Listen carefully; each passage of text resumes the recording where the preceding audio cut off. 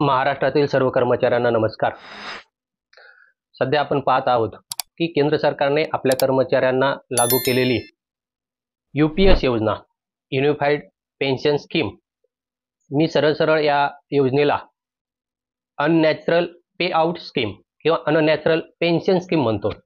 अशा योजनेमध्ये केंद्र सरकार आपल्या कर्मचाऱ्यांना कुठे कुठे आणि कसं फसवत आहे या माहिती आपण घेत आहोत। यामध्ये भाग 1 आपण पाहिलेला आहे।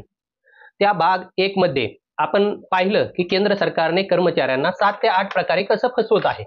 पहिली गोष्ट म्हणजे केंद्र सरकार 24 सप्टेंबर 2024 रोजी या योजनेची घोषणा करताना आपण पुराव्यासह अश्विनी वैष्णवजी यांचे व्हिडिओ आपण पाहिलेले आहेत की त्यामध्ये ते सरळ पेन्शन या शब्दाचा उल्लेख प्रत्येक ठिकाणी करतायत।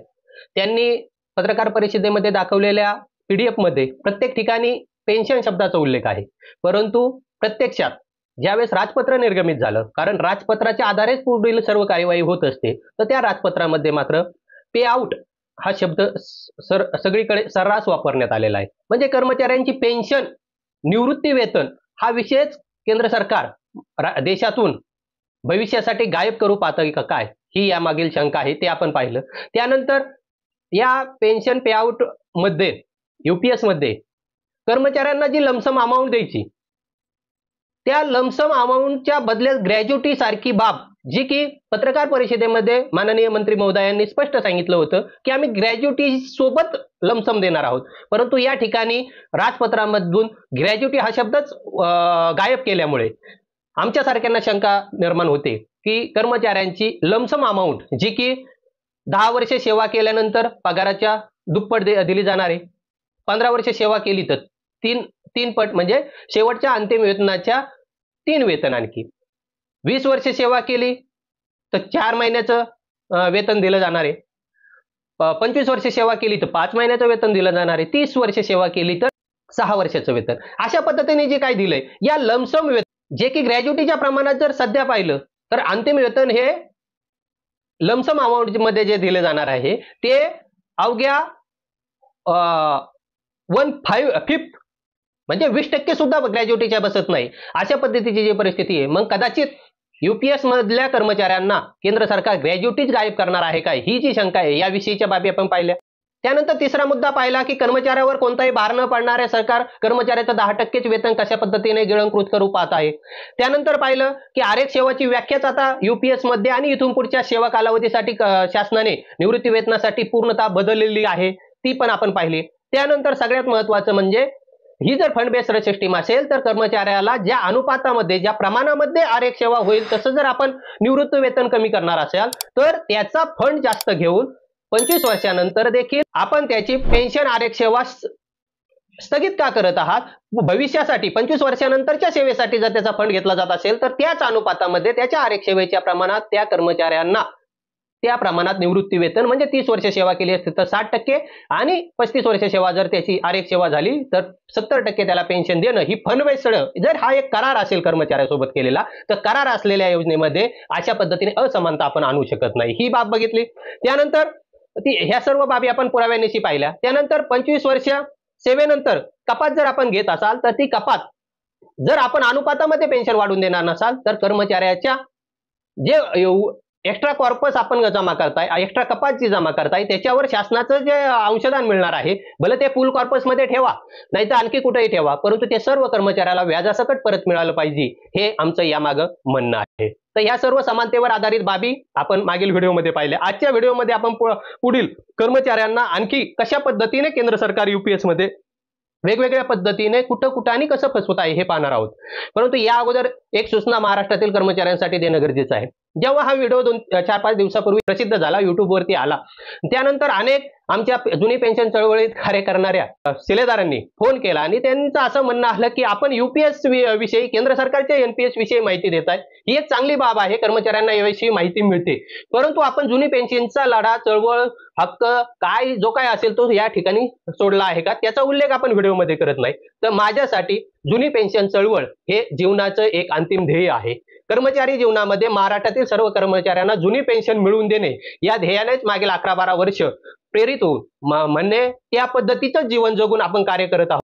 मी अनेक वेळा सांगितलं आहे की महाराष्ट्रामध्ये जुनी पेन्शन हा एकमेव पर्याय महाराष्ट्र शासनाला कर्मचाऱ्यांसाठी आजवरच्या देणं गरजेचं आहे. भलं आपण पाहिलं की केंद्र सरकारची लागू केलेली एनपीएस योजना आणि त्यानंतरची आता यूपीएस योजना याच्या आधारेच महाराष्ट्रामध्ये योजना कार्यान्वित होणार असल्यामुळे आपल्याला आता सध्या एनपीएस आणि यूपीएस गोष्टी समजून घेणं गरजेचं आहे. लढ्यामध्ये मागील 10 वर्षाचा माझा अनुभव पाहता कर्मचाऱ्यांना काही बाबी ज्या वास्तव बाबी आहेत त्याच न समजल्यामुळे कदाचित चुका होतात. देशाचा जर विचार केला तर मागील 10 वर्षात देखील केंद्र पातळीवर जुनी पेन्शनचा विषय हा एका चाकावर चालू आहे, परंतु महाराष्ट्रामध्ये तो 2 चाकावर चालू होता म्हणण्यापेक्षा आजही आहे, तो आपण भविष्यात पाहणारच आहोत. मग केंद्र सरकार जर कर्मचाऱ्यांना आपल्या जुनी पेन्शन देऊ शकलं नाही तरी महाराष्ट्र सरकारला मात्र कर्मचाऱ्यांना जुनी पेन्शन द्यावीच लागेल हे जे आपल्यासारख्याचं स्पष्ट मत आहे ते म्हणण्यामागं खूप मोठं तथ्य आहे. परंतु जाणतेपणे अजाणतेपणे म्हणजे अजाणतेपणा कर्मचाऱ्यांचा झाला पण जाणतेपणा हा नेत्यांचा झाला. जे चळवळीमध्ये नेतेगिरी करतायत, जे आपले नेतृत्व आहे त्या नेतृत्वाने जाणून बुजून हा कर्मचाऱ्यांचा लढा 2 चाकावरून एका चाकावर आणला का काय ही शंका निर्माण होणाऱ्या अनेक बाबी सपुराव्यानिशी समोर भविष्यात नक्कीच घेऊन येईल. त्यामुळं एक माझ्यासाठीची जी सूचना आहे ती कायम कर्मचाऱ्यांनी लक्षात ठेवायची की महाराष्ट्रामध्ये जुनी पेन्शन मिळवणं हा कर्मचाऱ्यांचा हक्क आहे. ती केवळ मागणी नव्हे परंतु ती मागणी या स्वरूपात नेण्यात आलेलं आहे. कर्मचारी फसवले का फसगत होऊन ते गेले का आणखी कशा पद्धतीने जसं केंद्र सरकारने पेन्शनचा पी या शब्दाचा पे आउट केला तसा महाराष्ट्रामध्ये जाणतेपणाने नेतृत्वाने आपल्या पेन्शनचा पी विषय सोडून दिला आणि त्याच्या पी या शब्दाचा म्हणजे त्याच्यात पी हा मराठीमध्ये प साठी येतो, या प या शब्दाचा 3 प च्या माग लागून महाराष्ट्रातील लढा फसवला का काय हे देखील भविष्यात आपण पाहू. म्हणून महाराष्ट्रामध्ये जुनी पेन्शन मिळणार यावर कर्मचाऱ्यांनी खात्री बाळगायची. भलं ती आता जी एका चाकावर आली त्यांनी मिळाली नाही मिळाली तरी पेन्शनचा जो हक्क आहे, हक्क शब्द नीट लक्षात ठेवा, हक्क आहे तर तो हक्क, कारण हक्क हा कधी डावलता येत नाही. जसं सत्य हे शेवटी सत्य असतं तसं हक्क हा देखील हक्क असतो आणि त्याचा न्याय हा लोकशाही प्रणालीत करावाच लागतो. म्हणून जुनी पेन्शनचा विषय या ठिकाणी संपलेला नाही. महाराष्ट्रातील कर्मचाऱ्यांना केंद्र सरकार काय काय लागू करू पाहतंय त्या गोष्टी जर समजल्या तर भविष्यात आणखी ज्या महाराष्ट्रातील बाबी अवघ्या 2-3 महिन्यामध्येच आपल्या समोर घेऊन येणार आहे त्या समजण्यास आपल्याला फायदा होईल. म्हणून सध्या ह्या बाबी सांगत आहे. तर आज आपण या भाग 2 मध्ये यूपीएस योजनेअंतर्गत केंद्र सरकार आपल्या कर्मचाऱ्यांना कुठे कुठे कसं फसवत आहे त्यातील पुढील बाबी पाहणार आहोत. त्यातील पुढील बाब आणखी आलेली आहे की केंद्र सरकारने यूपीएसचं जे राजपत्र पाहिलं, राजपत्र जर व्यवस्थित समजून घ्यायचं असेल तर समोर आलेला व्हिडिओ जो की आधी राजपत्राची सविस्तर अशी माहिती आहे तो आपण नक्की पाहावा म्हणजे आपल्याला आणखी अनेक बाबी त्यातून स्पष्ट होतील. तर या राजपत्रामध्ये सांगितलेलं आहे की कर्मचारी स्वेच्छानिवृत्ती घेऊ शकतो परंतु त्यासाठी मर्यादा केलेली आहे 25 वर्षाची आरक्षण सेवा. 25 वर्षाची आरक्षण सेवा केल्यानंतर जर कर्मचाऱ्याने स्वेच्छानिवृत्ती घेतली तरी त्या कर्मचाऱ्यांना ॲश्युअर्ड पे आउट देऊ असं केंद्र सरकारचं म्हणणं आहे. परंतु हे ॲश्युअर्ड पे आउट ज्यावेळेस 25 वर्षाची आरक्षण सेवा केल्यानंतर तात्काळ आम्ही त्यांना देणार नाही. त्या कर्मचाऱ्याचं नियत वयोमानाने ज्या तारखेला तो निवृत्त होतोय अशी जी तारीख असेल त्या तारखेपासून आम्ही पुढे त्या कर्मचाऱ्याला ॲश्युअर्ड पे आउट देऊ असे ही केंद्र सरकारने 8 यूपीएस योजनेमध्ये टाकलेली आहे. मग या ठिकाणी अनेक प्रश्न त्यामुळे निर्माण होतात. मुळात 25 वर्ष या आरक्षण सेवेला जर आपण ॲश्युअर्ड पे आउट देण्याची हमी देत असाल तर मग 25 वर्षानंतर त्याने स्वैच्छिक निवृत्ती घेतल्यानंतर त्याला समानता या तत्वान्वये त्याला निवृत्ती वेतन म्हणजे ॲश्युअर्ड जे काही पे आउट आपण देणार आहोत ते द्यायला तो लायबल होतो म्हटल्यानंतर त्याला ते त्याच तारखेपासून मिळणार असेल आणि त्या तारखेपासून जर देणार नसाल तर अनेक गंभीर प्रश्न कसे निर्माण होत आहेत ते आपण उदाहरणादाखल पाहू. उदाहरणार्थ एखादा कर्मचारी 1980 1 जानेवारी 1980 रोजी जन्मला असेल आणि तो शासकीय सेवेमध्ये 1/1/2005 ला म्हणजे वयाच्या 25 वर्षानंतर जर सेवेमध्ये आला असेल तर त्याचं 25 वर्षे आरक्षण सेवा ही साधारण 31/1/2030 रोजी पूर्ण होते. 31/1/2030 रोजी त्याने स्वेच्छानिवृत्ती घेतल्यानंतर त्याला लागलीच ॲश्युअर्ड पे आउट केंद्र सरकार देत नाहीये तर केंद्र सरकार त्याला ॲश्युअर्ड पे आउट कधी देऊ म्हणतंय की वयाच्या 60 वर्ष पूर्ण केल्यानंतर, कारण केंद्र सरकारचा कर्मचारी हा वयाच्या 60व्या वर्षानंतर नियमाने सुपर ॲन्युएशन होऊन रिटायर होतो. मग आता या कर्मचाऱ्याचं वयाचे 60 वर्ष कधी पूर्ण होत आहेत? 31/1/2040 रोजी. मग केंद्र सरकारचं म्हणणं असं आहे की आम्ही त्याला 2030 मध्ये त्याने जरी स्वेच्छानिवृत्ती घेतली तर तेव्हा आम्ही त्या कर्मचाऱ्याला ॲश्युअर्ड पे आउट देणार नाही. आम्ही त्या कर्मचाऱ्याला ॲश्युअर्ड पे आउट हे जानेवारी 2040 नंतर देऊ. मग आता इथं मूळ प्रश्न हा निर्माण होतो, 2030 ते 2040 या 10 वर्षाच्या कालावधीमध्ये या कर्मचाऱ्याने स्वतःचा उदरनिर्वाह करायचा कसा? आता कर्मचाऱ्याचा उदरनिर्वाह होण्यासाठी आणि कर्मचाऱ्याच्या सामाजिक सुरक्षितता या बाबीसाठी मुळात ही निवृत्ती वेतन जर दिलं जात असेल आणि याविषयी हीच यूपीएस योजना ज्या वेळेस घोषित करण्यात आली मंत्रिमंडळ बैठकीनंतर, त्यावेळेस कर्मचाऱ्याची सेवा आणि कर्मचाऱ्याची सामाजिक सुरक्षितता याविषयी स्वतः माननीय मंत्री महोदय अश्विनी वैष्णवजी हे काय म्हटलेत हे आपण अगोदर पाहूया. विषय साथियों, unified pension scheme, unified pension scheme UPS. आप सब जानते हैं साथियों कि सरकारी कर्मचारी देश भर में सामान्य नागरिकों की सेवा करते हैं, चाहे शिक्षक हो, स्वास्थ्य डॉक्टर्स हो, नर्सेज हो, सफाई कर्मचारी हो, पुलिस हो, रेलवे के कर्मचारी हो, डाक सेवा के कर्मचारी हो, कृषि वगैरह में हर एक फील्ड में सरकारी कर्मचारी देश भर में सेवा करते हैं और उस सेवा से समाज की एक व्यवस्था चलती है और सदियों से सरकारी कर्मचारियों का बहुत एक महत्वपूर्ण किसी भी सोसाइटी में स्थान रहा है, चाहे पास्ट देखें, आज देखें, चाहे डेवलप्ड कंट्रीज देखें, डेवलपिंग कंट्रीज देखें, सब जगह गवर्नमेंट एम्प्लॉइज का, गवर्नमेंट के पूरे स्ट्रक्चर की बहुत बड़ी वैल्यू रही है। सरकारी कर्मचारियों की सामाजिक सुरक्षा, सोशल सिक्योरिटी से रिलेटेड मैटर्स हमेशा से उठते हैं और समय समय पे बहुत अच्छे निर्णय भी लिए गए। खासकर जो सेवानिवृत्ति यानी रिटायरमेंट या सुपर एन्युएशन जिसको कहते हैं टेक्निकली, सुपर एन्युएशन के बाद में पेंशन जो मिलती है वो सामाजिक सुरक्षा का बहुत बड़ा एक महत्वपूर्ण उसका पिलर है, उसका बहुत बड़ा एक महत्वपूर्ण भाग है। मग आपल्या लक्षात येईल की कर्मचाऱ्याची सेवा ही जर एवढी महत्वाची असेल, कर्मचाऱ्याची सामाजिक सुरक्षितता जर एवढी महत्वाची असेल, तर मग आता कर्मचाऱ्याने आपल्या उदाहरणातील 2030 ते 2040 या कालावधीमध्ये स्वतःचा उदरनिर्वाह करायचा कसा? मग माझ्यासारख्याला प्रश्न पडतो का त्याने आपल्या सेवा कालावधीत दुर्दैवाने अनियमित बाबी करून स्वतःचा 10 वर्षाची पुंजी तयार करून ठेवायची असं शासनाचं म्हणणं आहे का काय? म्हणून जर त्याचा उदरनिर्वाह या कालावधीमध्ये होणार नसेल तर ही खूप मोठी गंभीर बाब असेल आणि 2040 नंतर आपण त्याला ॲश्युअर्ड पे आउट देऊन पुन्हा त्याचा उदरनिर्वाहासाठीचे काय रक्कम देणार असाल पेन्शन स्वरूपात, तर हे कोणत्या न्यायाला धरून बसतं. म्हणून ज्या वेळेस VRS मध्ये तो कर्मचारी स्वेच्छानिवृत्ती घेतो, 25 वर्ष सेवा आरक्षण सेवा जर तो आपली लायबल यूपीएस साठीची पूर्ण करत असेल तर स्वेच्छानिवृत्ती घेतली त्याच तारखेपासून त्याला ॲश्युअर्ड पे आउट मिळणं हे गरजेचं आहे. हे समानतेला नैसर्गिक न्यायाला धरून आहे. दुसरी गोष्ट, आता हा जर कर्मचारी 10 वर्षाच्या कालावधीमध्ये म्हणजे 2030 ते 2040 या कालावधीमध्ये जर मयत झाला तर मग या कर्मचाऱ्याच्या आपण 2040 मध्ये ॲश्युअर्ड पे आउट देणार आहात का त्याला ॲश्युअर्ड फॅमिली पे आउट देणार आहात? आता ॲश्युअर्ड फॅमिली पे आउट आपण देऊ शकणार नाही, कारण ॲश्युअर्ड फॅमिली पे आउटच्या म्हणणं काय येतंय की कर्मचारी सेवानिवृत्त झाल्यानंतर त्याला जे ॲश्युअर्ड पे आउट मिळत असेल त्याच्या 60% आम्ही देणार आहोत. मग हा कर्मचारी ते ॲश्युअर्ड पे आउट घेण्याच्या अगोदरच मयत होतोय. मग हा कर्मचाऱ्याच्या कुटुंबियांना आपण काय देणार आहात?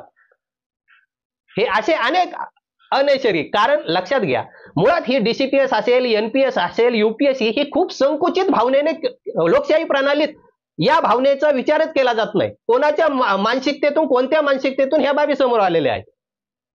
अतिशय संकुचित मानसिकतेने जर आपण योजना लागू केली असेल तर त्याच्यासाठीचे जे नियम तयार होणार ते सुद्धा असे संकुचित भावनेतूनच तयार होणार आणि त्यातून अनेक अनैसर्गिक प्रश्न निर्माण होणार आणि ते लोकशाही प्रणालीमध्ये समानता या तत्वावर टिकत नसतात. म्हणून म्हणणं आहे की त्या कर्मचाऱ्याचा जो स्वेच्छा सेवानिवृत्ती घेतो आणि सुपर एन्युएशनच्या तारखेपर्यंतच्या आतमध्ये जर तो मयत झाला तर त्या कर्मचाऱ्याच्या कुटुंबियांना आपण नेमकं काय देणार? म्हणून ही योजनेमध्ये कर्मचाऱ्यांची फसवणूक होते, अनैसर्गिक पद्धतीने कर्मचाऱ्यावर ही योजना आणि यातील अटी आणि नियम लादले जात आहेत असं आमच्यासारख्याला शंका या ठिकाणी निर्माण. आता या योजनेमध्ये आणखी एक बाब सांगण्यात आलेली आहे. जे कर्मचारी 1/1/2004 नंतर एनपीएस योजनेमध्ये आले आणि जे कर्मचारी 31 मार्च 2025च्या अगोदर रिटायर झालेत, या कर्मचाऱ्यांना केंद्र सरकारचं म्हणणं आहे की आम्ही एनपीएस अंतर्गत जी अॅन्युटी आहे त्या अॅन्युटी अंतर्गत जी काही रक्कम येते त्यातून त्या कर्मचाऱ्यांना पेन्शन देतो. ही पेन्शन किती भेटते, काय भेटते आपल्या सर्वांना माहिती आहे. आजपर्यंत 2224 रुपयाच्या पेक्षा जास्त कोणालाही मिळाली नाही. आपण एनपीएसची वास्तव परिस्थितीमध्ये ती कोणाला किती सेवा कालावधीनुसार कशी मिळते ते पण पाहायला मिळेल, ते आपण व्हिडिओमध्ये सविस्तर पाहू शकता. मग आता असे जे कर्मचारी सेवानिवृत्त झाले जे मागील 25 वर्षामध्ये घडलेले आहेत, असे कर्मचारी देखील आता युपीएस योजनेचा घटक होऊ शकतात.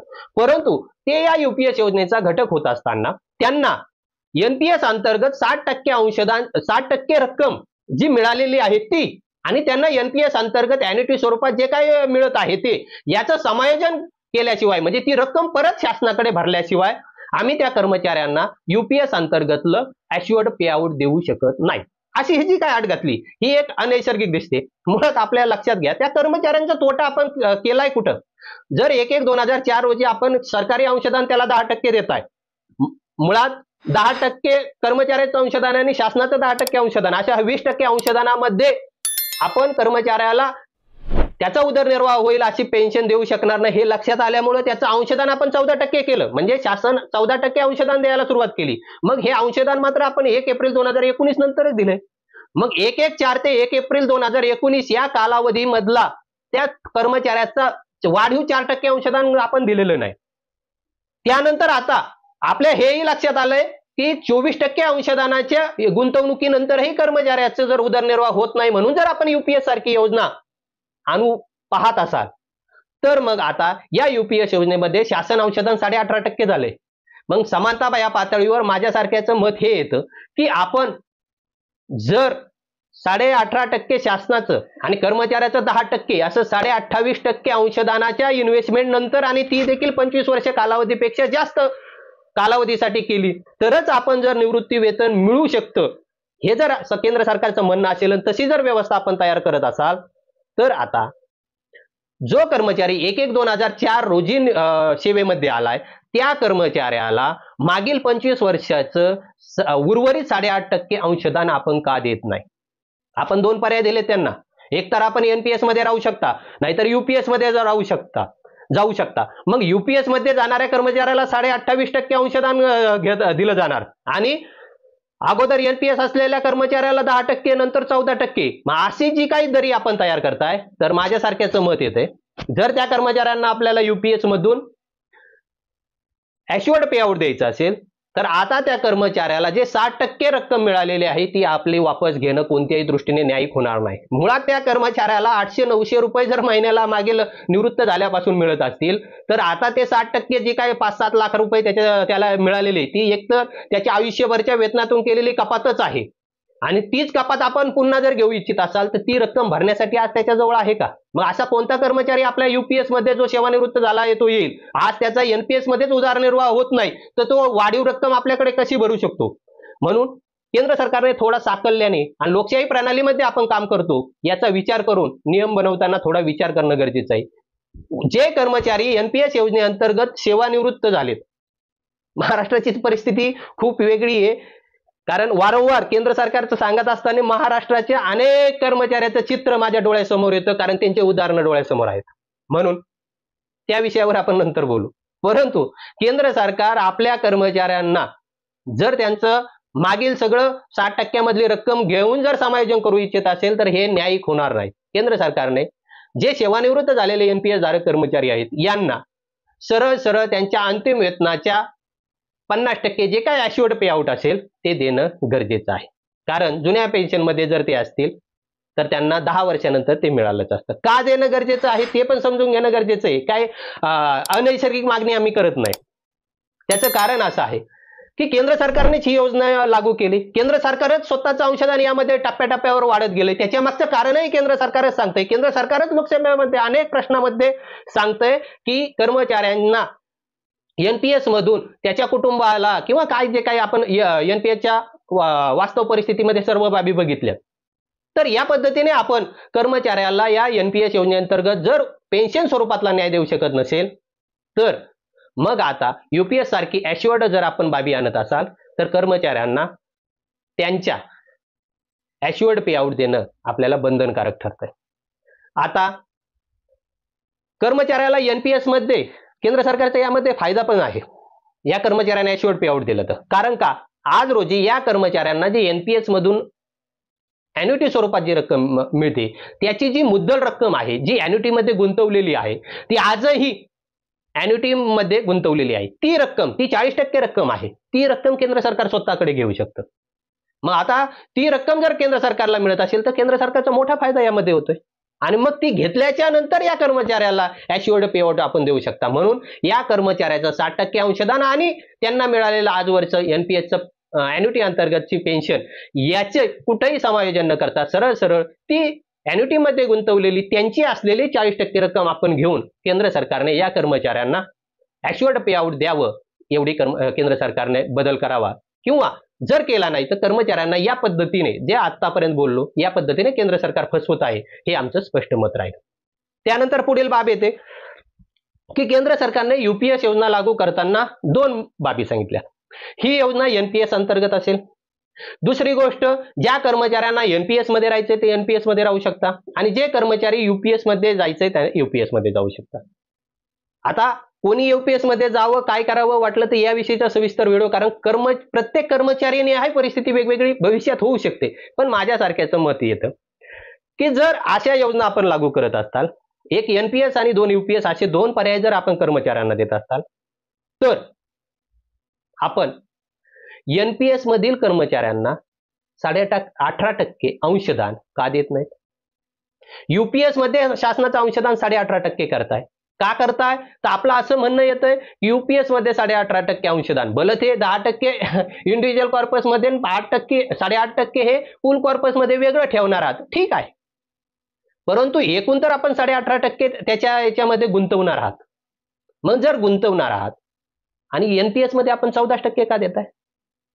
मग जर एखाद्या कर्मचाऱ्याला NPS मध्ये राहायचं असेल तर त्या कर्मचाऱ्याला 14% अंशदान शासनाचं, आणि UPS मधल्या कर्मचाऱ्याला 18.5% अंशदान. हे 4.5% अंशदानाचा गॅप आपण का ठेवताय? ज्या कर्मचाऱ्यांना NPS मध्ये राहायचंय त्या कर्मचाऱ्यांना 18.5% अंशदान देणं हे सुद्धा न्यायिक ठरतंय. फक्त तो UPS मध्ये गेला म्हणून 8.5% वाढीव द्यायचं, आणि NPS मध्ये ते 14% वर, म्हणजे इकडे 18.5% द्यायचं, इकडे 14% द्यायचं. हा अन्याय का करताय? मुळात माझ्यासारख्याला जो न्याय कळतो त्या न्यायाच्या भावनेतून जर बघितलं तर 1/1/2004 रोजी नियुक्त होणाऱ्या कर्मचाऱ्याला आपण 10% अंशदान दिले. 1 एप्रिल 2019 पासून नियुक्त होणाऱ्या कर्मचाऱ्याला आपण 14% अंशदान दिले, आणि 1 एप्रिल 2025 पासून नियुक्त होणाऱ्या कर्मचारी जर UPS मध्ये आला तर त्याला आपण 18.5% अंशदान देणार आहात. म्हणजे शासन 3 टप्प्यावरती अंशदान वाढवत गेलंय. मग जी न्याय हा विषय असतो लोकशाही प्रणालीमध्ये, तो कधीही पाळला पाहिजे. डॉक्टर बाबासाहेब आंबेडकरांचे जर पुस्तक वाचले किंवा त्यांचे जर विचार वाचले तर त्यांची जी समानतेची खरी व्याख्या आहे ती व्याख्या केव्हा खरी ठरेल? जेव्हा आपण 1/1/2004 रोजी नियुक्त झालेल्या NPS मधील कर्मचाऱ्याला देखील पूर्वलक्षी प्रभावाने 18.5% अंशदान द्याल. 1/1/2004 च्या कर्मचाऱ्याला 10% आणि 1 एप्रिल 2025 च्या कर्मचाऱ्याला जर आपण 18.5% अंशदान देणार असाल तर हे अन्याय होतोय.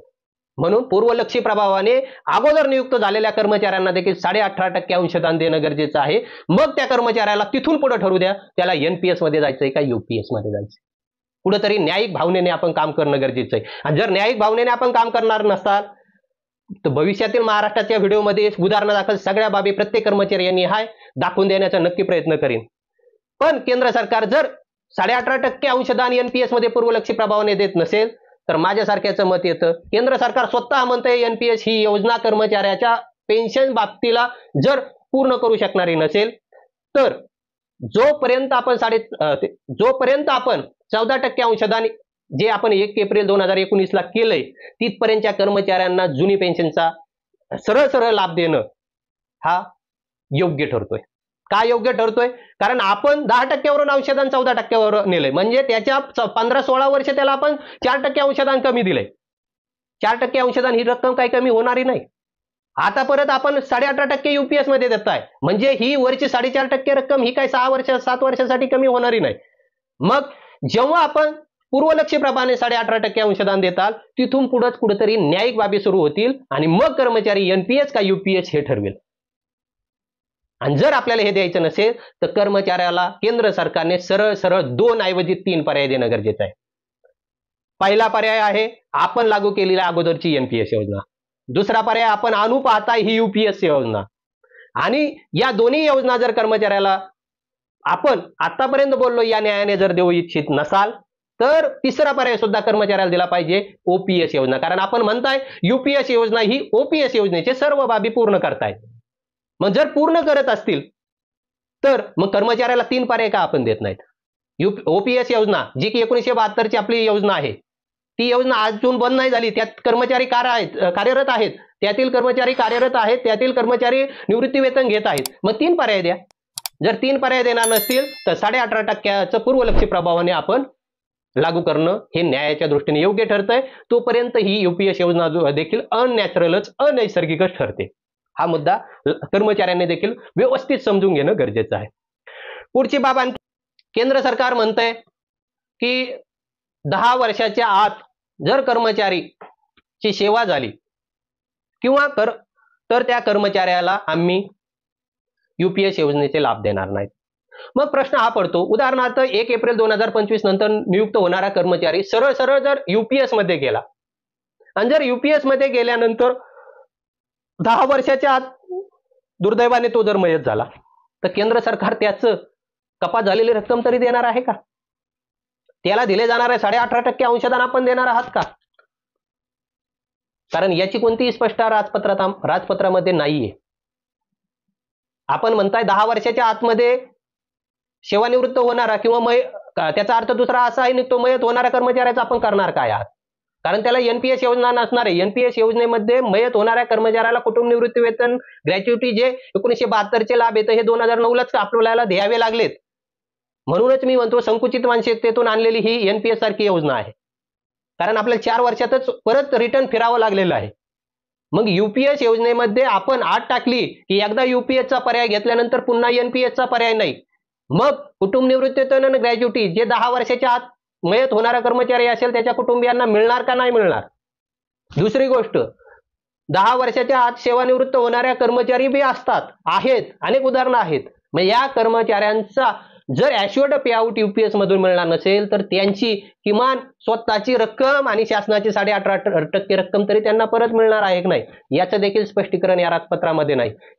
म्हणून देखील कर्मचाऱ्यांच्या 10 वर्षाच्या आत सेवा होणाऱ्या आणि मयत होणाऱ्यांचा, जे मयत होणारे यासाठी म्हणतोय जे युपीएस योजनेमध्ये डायरेक्ट भाग घेणारे इथून पुढचे कर्मचारी त्यांच्यासाठी हे स्पष्टीकरण असणं गरजेचं आहे. तिसरी गोष्ट, केंद्र सरकारचं म्हणणं असं येतंय जे बडतर्फ होतील, जे राजीनामा देतील त्या कर्मचाऱ्यांसाठी हे ॲश्युअर्ड पे आउट योजना आम्ही किंवा युपीएस योजना ही लागू राहत नाही. मग आता प्रश्न पडतो की या कर्मचाऱ्यांचं जे अंशदान आपण घेणार आहात या कर्मचाऱ्यांच्या खात्यामध्ये जे 18.5% अंशदान आपण टाकणार आहात ते देणार का नाही याचं स्पष्टीकरण तरी दिलं पाहिजे. आणि मुळात राजीनामा दिले, बडतर्फ झालेला कर्मचारी जर 18-20 वर्ष सेवेनंतर त्याच्यावर ह्या कारवाई किंवा त्या बाबी जर घडल्या तर त्याच्या उदरनिर्वाहाचा विषय कसा? बरं, उदरनिर्वाहाचा विषय जाऊ द्या, त्याचा जो स्वतःचा वेतनाचा जो कॉर्पस तयार झालेला आहे त्या कॉर्पसच्या रकमेचं काय याचंही स्पष्टीकरण या राजपत्रामध्ये नाही. केंद्र सरकारने याचंही स्पष्टीकरण देणं गरजेचं आहे. अशा पद्धतीने जर पाहिलं तर अनेक बाबी आहेत की जे या राजपत्रामध्ये तयार होतात. तयार होण्यामागचं कारणच काय? एनपीएस योजना जेव्हा लागू केली तेव्हा ही भावना तीच होती. अतिशय भांडवली धार्जिने लोकशाही प्रणालीमध्ये या मानसिकतेने सरकारने काम करणं आणि सरकारला सल्ले देणे. आता सरकारला जे सल्ले देतात ते मुळात जुनी पेन्शनचे सगळे लाभ घेतात. असे जे आहेत ह्या संकुचित भावना ज्या आहेत ह्या कुठंतरी सोडून देणं लोकशाही प्रणालीला भविष्यासाठी चांगलं ठरणार आहे. कारण मागील 10-12 वर्षाचा जो लढा आम्ही लढतो त्याच्यातून ज्या समोर बाबी आल्या, जेवढी क्रयशक्ती या जुनी पेन्शनच्या चळवळीसाठी देशामध्ये खर्च झालेली आहे, एवढी क्रयशक्ती जर देशाच्या वेगळ्या दिशेसाठी जर खर्च झाली असती तर आणखी अनेक चांगल्या बाबी घडल्या असत्या. आणि जुनी पेन्शनने असा कोणता मोठा भार आणलाय? आताच केंद्र सरकारचा अर्थसंकल्प बघा, नाही तर महाराष्ट्र सरकारचा अर्थसंकल्प किंवा मागील 25 वर्षाचा विचार करू. फक्त त्यात कोरोना काळ आपल्याला मात्र सोडून द्यावा लागेल. फक्त तेवढा कोरोना कालावधी जर सोडून दिला तर मागील 25 वर्षाचा सगळा बाबी बरं, केंद्र सरकारचा असेल, राज्य सरकारचा असेल, आर्थिक भार पेन्शनचा पडलाय किती? माझ्यासारख्याचं जर एक आपण देश ही एक कुटुंब म्हणून जर पाहणार असू तर आपल्या कुटुंबातला एक विचार करू. फक्त देशाचा विचार एक सविस्तर स्पष्टीकरण भविष्यात घेऊन येऊ. परंतु एक कुटुंबामध्ये समजा सगळं उत्पन्न कुटुंबाचं जर 100 रुपये असेल आणि त्या 100 रुपयातले 7-8 रुपये जर आपले अगोदरचे पिढी आहे, उदाहरणार्थ आपले आई वडील आहेत जे म्हातारे आहेत किंवा आपले आजी आजोबा आहेत जे म्हातारे आहेत, त्यांच्या उदरनिर्वाहासाठी जर 7-8 रुपये 9 रुपये जर 100 रुपये कुटुंबाच्या उत्पन्नातून खर्च होत असतील तर याला भार नाही म्हणता येणार. कारण ते कुटुंब तिथपर्यंत आणण्याबाबत मागील 50-60 वर्ष त्यांनी आपली क्रयशक्ती वापरलेली आहे, त्यांनी दिलेलं आहे आणि त्यामुळेच हे कुटुंब 100 रुपये उत्पन्न घेण्यापर्यंत आलेलं आहे. मग त्या पिढीने तिथपर्यंत आणल्यामुळे जर आपण 100 रुपये उत्पन्न घेऊ शकत असेल तर त्यांच्या उतारवयामध्ये त्यांचा उदरनिर्वाह करण्यासाठी जर 7-8-9 रुपये जर खर्च जर कुटुंब करू शकत नसेल तर ही दुर्दैवाची बाब आहे. आणि 7-8-9 रुपये खर्च करावे नाही लागत. मुळात नवीन व्यवस्थेमध्ये आपण त्यांना 3-4 रुपये तर अंशदानापोटी देणारच आहोत. मग असा फरक राहतो किती? आणि हे जर लोकशाही प्रणालीमध्ये भारतासारख्या सांस्कृतिक परंपरा असलेल्या एक मोठी इतिहास असलेल्या देशामध्ये जर आपण हे करू शकणार नसोल तर ही खूप दुर्दैवाची बाब आहे. म्हणून केंद्र सरकारने ठीक आहे आता यूपीएस योजना आणली, पण यूपीएस योजनेमध्ये देखील अशा पद्धतीने कर्मचाऱ्यांना फसवणूक करत असाल तर आपली जे म्हणणं आहे की जुनी पेन्शन मधले जे काही लाभ आहेत ते सर्वचे सर्व लाभ आम्ही या योजनेमध्ये देतोय, हे खरं होत नाही. ते कसं खरं होत नाही? मागील सगळ्या बाबी दाखवून दिल्या. मग आता यूपीएस योजनेमध्ये आपण कर्मचाऱ्याचं 10% अंशदान खाताय. दुसरी गोष्ट, कर्मचाऱ्याच्या स्वैच्छिक सेवानिवृत्तीच्या वेळी त्याला निवृत्ती वेतन दिलं जात नाही. त्याची ग्रॅज्युटीचं काय करणार याविषयी स्पष्टीकरण नाही. निलंबन, बडतर्फ, 10 वर्षाच्या आत कर्मचाऱ्याच्या सेवेचं माहिती नाही.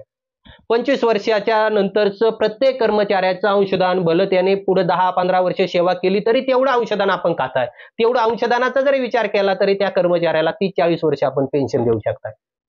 मग आता यूपीएस या योजनेअंतर्गत केंद्र सरकारला स्वतःला उत्पन्नाचा सोर्सच तयार करायचा का काय, असा प्रश्न माझ्यासारख्याला पडतो. आणि या प्रश्नावरच आजचा व्हिडिओ या ठिकाणी संपवतो. सर्व कर्मचाऱ्यांनी जर आपल्याला हे सर्व बाबी कळत असतील, समजत असतील, आवडत असतील, आवडू यासाठी म्हणतोय कारण ह्या समजून घेतल्या तर आपल्या लक्षात येईल की कुठंतरी आपण दिशा, आपण म्हणजे कर्मचारी नव्हे, कुठंतरी शासन आणि शासन व्यवस्था दिशा भरकटत चाललेली आहे काय, योग्य धोरण आखण्याकडे वाटचाल होणं खूप गरजेचं आहे. आणि कर्मचाऱ्यांच्या भविष्यावर, त्यांच्या उतारवयावर ही जी काय कुऱ्हाड चालवण्यात येत आहे याचा मागील 25 वर्ष थोडा गांभीर्याने विचार करणं गरजेचं आहे. कारण केंद्र सरकार पहा, राज्य सरकार पहा किंवा कुणीही पहा, जेवढ्या सुधारणा करतंय ना तेवढ्या सुधारणा करण्यासाठी ज्या समित्या नेमल्यात या समित्यांमध्ये ऑलरेडी जुन्या पेन्शनचे लाभ घेणारे सर्व समितीचे सदस्य असतात. मग त्यांना खरं दुखणं कळणार काय? दुखणं ज्या ठिकाणी आहे त्या ठिकाणी इलाज करणं गरजेचं आहे. आपण आजही भांडवली मानसिकतेतूनच बाहेर न येता या पेन्शन योजनेकडे पाहून सुधारणा करत आहोत. म्हणून असे प्रश्न जे मागील व्हिडिओ भाग 1 मध्ये आणि आजच्या या व्हिडिओमध्ये पाहत आहोत हे निर्माण होत आहेत. म्हणून याविषयी थोडा साकल्याने विचार सर्वांनीच करणं गरजेचं आहे. यापुढे आणखी बाबी यूपीएस अंतर्गत आहेत ज्या सुधारणा होणं गरजेचं आहे. यूपीएस ही योजना मला मान्य असं माझं म्हणणं नाही. एनपीएस योजना तर मला कशीच मान्य नाही. आणि डीसीपीएस योजना दुर्दैवी बाबी तर काय त्या भविष्यात बघूयात. माझ्यासारखा कर्मचारी आज रोजी देखील कोणत्याही योजनेत नाही, हे वास्तव आहे. म्हणूनच यातील ग्राउंड लेवलला प्रत्येक मुद्देनिहाय पॉइंट टू पॉइंट काय बाबी आणि किती भयंकर बाबी आहेत ज्या की कुटुंब व्यवस्था कर्मचाऱ्यांची उद्ध्वस्त करू पाहणाऱ्या आहेत, तर त्या माहिती असल्यामुळे तळतळीतून ह्या गोष्टी समोर येत आहेत. तर आज या ठिकाणीच थांबतो. व्हिडिओ मोठे होत आहेत, मोठे व्हिडिओ लोक पाहत नाहीत याची मला कल्पना आहे, परंतु ज्याला विषय समजून घ्यायचा आहे तो नक्की पाहिजे. आवडल्यास लाईक करा. आपल्या मनात जर काही असे प्रश्न येत असतील तर ते प्रश्न कॉमेंट बॉक्समध्ये टाका. व्हिडिओ चांगला झालाय, वाईट झाला, यामध्ये हे पाहिजे होतं, हे नको पाहिजे होतं, असे जरी कॉमेंट बॉक्समध्ये टाकलं तरी सुधारणा करण्यास वाव मिळेल.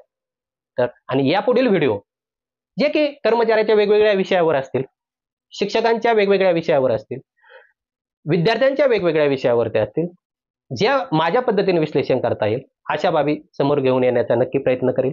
तर ते आपल्यापर्यंत पोहोचण्यासाठी चॅनलला सबस्क्राईब करा. आज या ठिकाणीच थांबतोय. UPS बाबतीतल्या दोन्ही भागामध्ये ज्या बाबी मांडल्यात त्या व्यवस्थित समजून घ्या. कारण अवघ्या काही दिवसामध्ये महाराष्ट्रातील जुनी पेन्शन पूर्ण विषयच, चळवळच आपल्यासमोर मुद्दे न्याय घेऊन येण्याचा माझा प्रयत्न राहील. ते आपल्यापर्यंत पोहोचण्यासाठी चॅनलला आपण सबस्क्राईब करणं गरजेचं आहे. कारण सगळ्याच बाबी मी वैयक्तिकरित्या आपल्यापर्यंत पाठवू शकणार नाही. जेवढं शक्य आहे तेवढा प्रामाणिक करण्याचा प्रयत्न आहे. या ठिकाणी थांबतो. धन्यवाद.